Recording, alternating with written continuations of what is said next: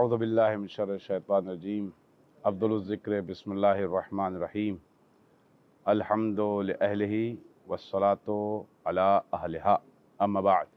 आपकी खिदमत में अर्ज़ किया कि कैसे जो पिछली रिवायत गुज़री उसमें इमाम के चेहरे को एक वायलेंट चेहरा बयान किया गया कि जो इमाम की बात मान लेगा उसको अमान मिल जाएगी और जो इमाम की बात नहीं मानेगा उसको कत्ल कर दिया जाएगा। हद ये है कि जो हामिला औरतें होंगी उनके पेट को चाक कर दिया जाएगा, उनके पेट को चीर दिया जाएगा। तो आपकी खिदमत में अर्ज़ किया कि ये वो हदीसें हैं कि जिसमें मोहम्मद बिन अली अल-कूफ़ी मौजूद है इस हदीस की सनद में, और मोहम्मद बिन अली अल-कूफ़ी के अलावा अली इब्न अबी हमज़ा अल-बताइनी भी इस हदीस की सनद में मौजूद है, जो कि वाक़फ़िया मज़हब से ताल्लुक़ रखता है। वाक़फ़िया मज़हब कौन सा मज़हब है? वो मज़हब है जो ये कहता है कि इमामत सातवें इमाम यानी इमाम मूसा काज़िम अलैहिस्सलाम पर ख़त्म हो गई और वही आखिरी इमाम थे। तो ये हदीस की सनद में इसमें ज़ौफ़ पाया जाता है, हदीस की सनद में एतबार नहीं पाया जाता है। और सिर्फ़ यही नहीं कि इस हदीस की सनद मोतबर नहीं है, हदीस की सनद में खलल पाया जाता है, बल्कि इस हदीस का जो मतन है वो मतन भी उन अहादीस से टकरा रहा है जो इमाम की सीरत को बयान करती हैं, क्योंकि इमाम की सीरत वही सीरत है जो उनके जद रसूलुल्लाह सल्लल्लाहु अलैहि वसल्लम की सीरत है, और इमाम की सीरत वही सीरत है जो उनके जद अमीरुल मोमिनीन अलैहिस्सलातु वस्सलाम की सीरत है। तो वो टकराव या वो खलल क्या है जो इस हदीस में बयान किया गया है? तो क्योंकि हम जानते हैं, हमने सुना है उलमा से और मराज-ए-इज़ाम से कि इमाम जब ज़हूर करेंगे तो ज़मीन और दुनिया वो जो है जुल्म और जौर से भरी होगी, उसको अदल व इंसाफ से भर देंगे। तो जो इमाम ज़मीन को अदल व इंसाफ से भरने के लिए आया है, क्या ये मुनासिब है कि इमाम एक हामिला औरत के पेट को चीर दें? वो हामिला औरत जो एक मजबूरी में मसीही दीन के अंदर, ईसाई दीन के अंदर दाखिल हुई थी, उसको नहीं पता था कि हमारे इमाम कौन है, लेकिन जब इमाम ने उसके सामने पेश किया तो उसको नहीं पता था कि हमें इनकी बात माननी कि नहीं माननी है। क्या वो इमाम किसी औरत, हामिला औरत का पेट चाक कर सकता है? बिल्कुल नहीं कर सकता है।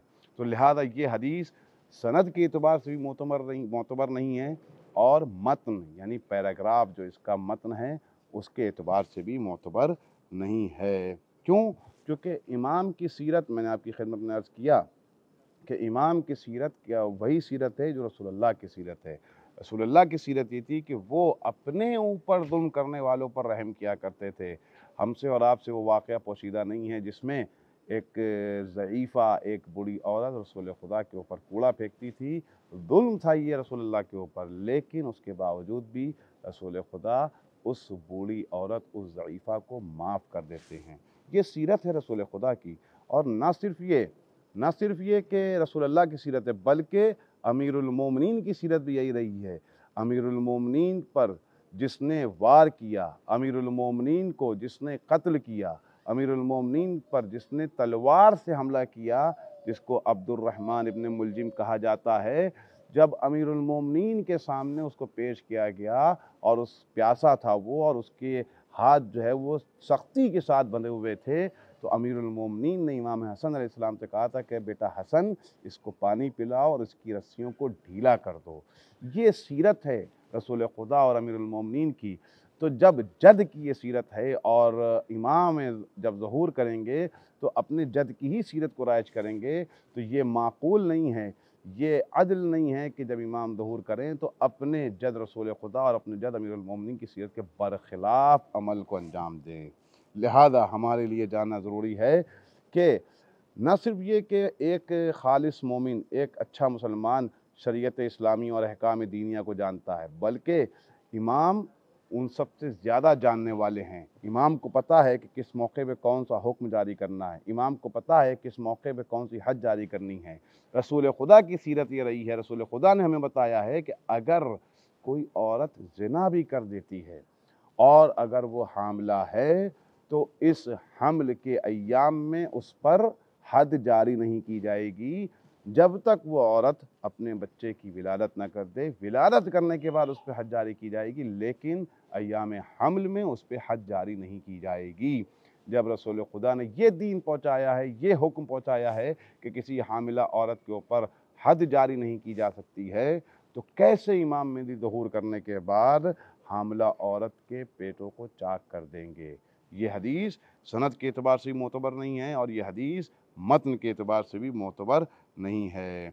और ये हदीस साफ तौर पर उन अहादीस में से है जिसके अंदर झूठ बयान किया गया है, क्योंकि ये हदीस सिवाय महज झूठ के और कुछ नहीं है। देखते हैं दूसरी हदीस में क्या बयान किया गया है। इमाम मेहदी के ज़हूर के हवाले से किताब अल-ग़ैबा जो नुमानी की किताब है, उसमें इस सनद के हवाले से जो है वो ये रिवायत और ये हदीस बयान की गई है कि अली इब्न हुसैन नक़ल करते हैं मोहम्मद बिन याह्या अल-अत्तार से। अली इब्न हुसैन कौन है? अली इब्न हुसैन शेख सदूक़ के वालिद हैं। शेख सदूक़ के वालिद, उसके बाद पूरी सनद के साथ साथ इसमें कौन है? मोहम्मद बिन अली अल-कूफ़ी और अहमद बिन मोहम्मद बिन अबी नसर बज़ंती और अब्दुल्ला बिन बुकैर, ये तमाम रावी मोतबर है सिवाय मोहम्मद बिन अली अल-कूफ़ी के, जिसके बारे में मैंने बयान किया कि उसको कज़्ज़ाब और वद्दा कहा गया है। वो हदीस क्या है? वो हदीस ये है कि ज़ुरारा जो हैं वो इमाम मोहम्मद बाक़िर अलैहिस्सलाम से सवाल करते हैं कि अयसीरुल हुज्जतु बिसीरत मोहम्मद सल्लल्लाहु अलैहि वालैहि वसल्लम। तो इमाम जवाब देते हैं, हैहात हैहात या ज़ुरारा मा यसीरो बिसीरतिही। हैहात हैहात अरबी में कब इस्तेमाल किया जाता है? जब किसी को तंबीह की जाती है, जब किसी को आगाह किया जाता है किसी चीज़ से दूर करने के लिए। तो इमाम फरमाते हैं कि ए ज़ुरारा, वो रसूल खुदा की सीरत पे अमल नहीं करेंगे। तो ज़ुरारा सवाल करते हैं कि किसकी सीरत पे अमल करेंगे? तो इमाम फरमाते हैं कि इन्ना रसूलल्लाह सारा फ़ी उम्मतिही बिलमन काना यतअल्लफ़ु अन्नास वल क़ाइमु यसीरु बिल क़त्ल।